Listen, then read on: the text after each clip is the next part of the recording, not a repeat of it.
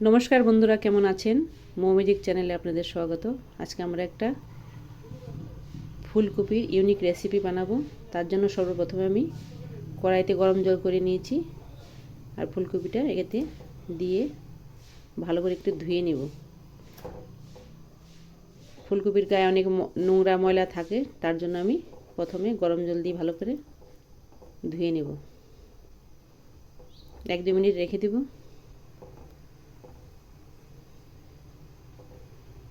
হয়ে গেছে। এবার আমি একে ঠান্ডা করতে দেব সামান্য। ফুলকপিটা ঠান্ডা হয়ে গেছে। এবার আমি একে ছোট ছোট টুকরো করে কেটে একটা মিক্সির জারে নিয়ে নেব। এই দেখুন, নিয়ে নিয়েছি। এই ফুলকপিতে এবার আমি দেব ময়দা। এই চামচের 2 চামচ পরিমাণে ময়দা দেব। আর দিচ্ছি আধা চামচ নুন। আর দেব 1 বাটি থেকে কম একটু জল। এর পেস্ট বানিয়ে নেব। আধা বাটির মতো জল দিয়েছি। আপনি যতটা ফুলকপি নেবেন সেই অনুপাতে ময়দা দিয়ে নেবেন, যাতে বাইন্ডিং ভালোভাবে হয়। নুন আর জলটা সে পরিমাপে দিয়ে নেবেন। আমি এখানে 500 মতো নিয়েছি ফুলকপি। একেবারে আমি মিক্সিতে ভালো করে পেস্ট বানিয়ে নেব।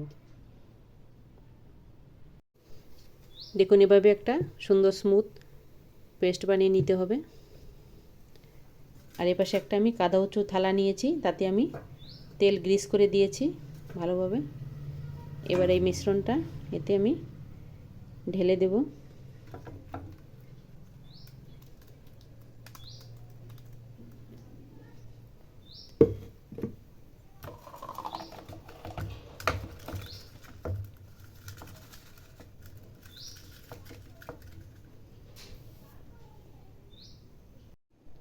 পুরো মিশ্রণটা একটা থালায় ঢেলে ভালো করে আমি খুন্তির সাহায্যে প্লেন করে দিয়েছি। এবার আমি একটা কড়াইতে গরম জল বসিয়ে দিয়েছি। আর একটা দেব আমি এরকম উঁচু কাদা উঁচু বাটি বসিয়ে দেব। এবার এর উপরে আমি এই থালাটা বসিয়ে দেব।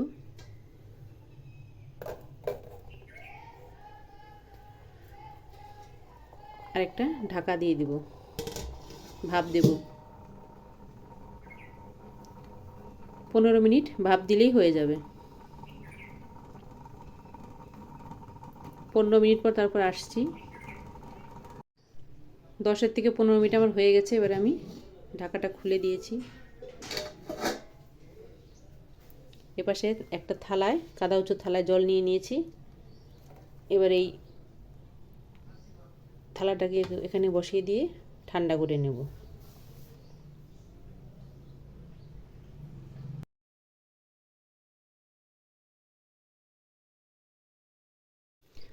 ঠান্ডা হয়ে গেছে।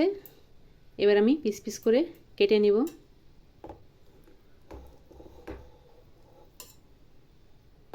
দেখতে দেখুন একদম পনিরের মতো হয়েছে। এরকম পিস পিস করে আমি কেটে নেব।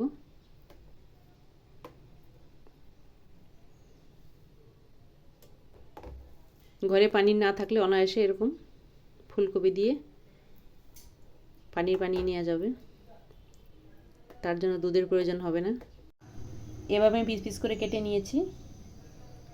এপাশে একটা